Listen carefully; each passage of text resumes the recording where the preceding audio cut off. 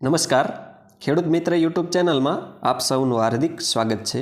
ખેડૂત મિત્રો, આજના વિડીયોમાં આપણે આઈ ખેડૂત પોર્ટલ પર આપ સૌ દરેક ખેડૂત મિત્રોએ જે ઓનલાઈન અરજી કરેલ હોય એ અરજીનું સ્ટેટસ ઘરે બેઠા પોતાના મોબાઈલથી કેવી રીતે ચેક કરવું, અરજી મંજૂર થઈ છે કે નહીં, મંજૂર થશે કે નહીં, સબસિડી જમા થઈ છે કે નહીં વગેરે જેવી માહિતી આપ સૌ ઘરે બેઠા પોતાના મોબાઈલમાં પોતે કરેલ અરજીની ખૂબ આસાનીથી મેળવી શકો છો।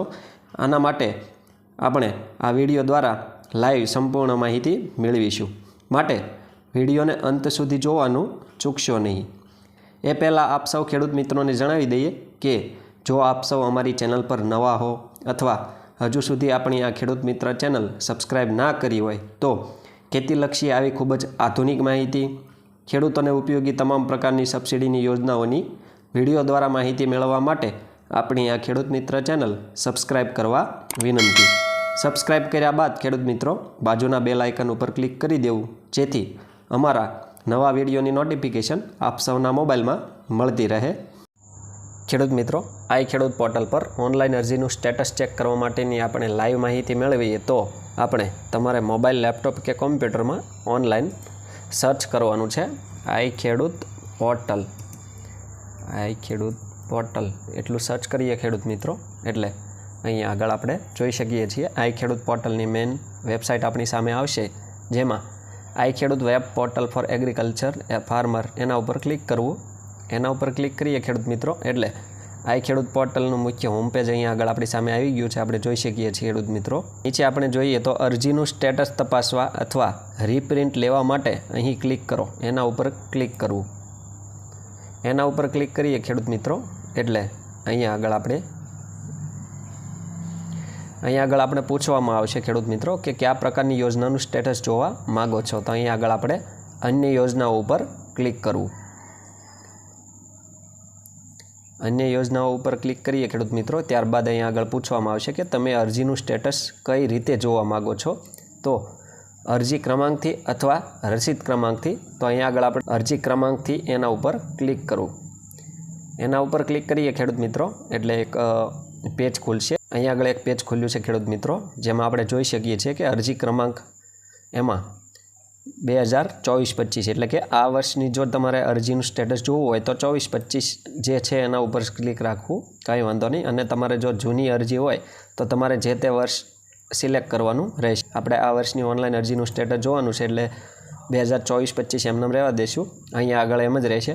અને અહીંયા આગળ ખેડૂત મિત્રો આપણે અરજીની પ્રિન્ટ હોય ત્યાં ડાબી બાજુ ઉપર ખૂણામાં આપ સૌ જોઈ શકો છો અરજીપત્ર ક્રમાંક એવું લખીને અરજી નંબર હશે એક, એમાં આ રીતે અરજી નંબર હશે 2024-25/300 પછીનો જે નંબર હોય એ તમારો અરજી નંબર કહેવાય ખેડૂત મિત્રો, એ આપણે અહીંયા આગળ લખવાનો છે।